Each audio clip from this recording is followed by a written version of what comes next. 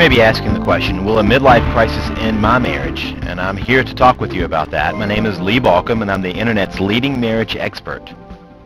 Now understand, a midlife crisis can become a marriage crisis if the crisis is not understood for what it is truly about. It really is about meaning in life and how to live the second half of life in more meaningful ways than the first half was led.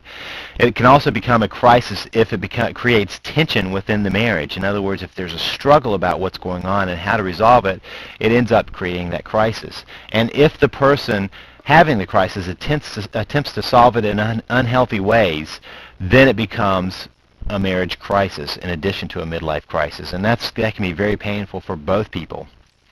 Now, this is a natural transition. It's a normal stage of development, which is very interesting because it's strange that a normal stage often ends up being such a threat, especially when it's not handled in a healthy way.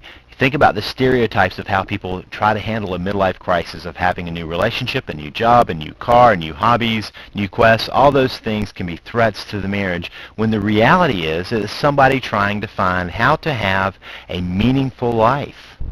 Now, there are ways that you can help to process through this crisis. First of all, don't take it personally. This is not about you. This is about the other person trying to figure out how to have meaning in their life.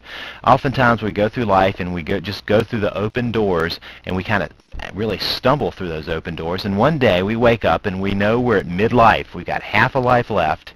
We've got some deadlines coming at us called death, and we want to figure out how to have meaning in our life, and that's what this crisis is really about. It's a healthy drive. Now examine your life. Do you need more meaning? Is it the time for you to also look for more meaning in your life? Maybe you're letting your spouse have the crisis when in reality you both are having a crisis about meaning. And if that's the case, you need to resolve that. So make creating a meaningful life a couple's task, even if that doesn't feel like it's particularly your task right now. If you do that, it pulls you together, and suddenly the crisis becomes a way of growing together.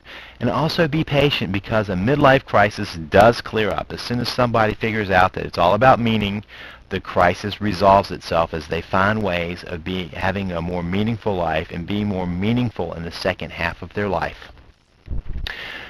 Now, if you want to learn more about saving your marriage, go now to www.savethemarriage.com. I do want you to know that I do offer a video there on how to save your marriage from a midlife crisis. So go visit me now at www.savethemarriage.com.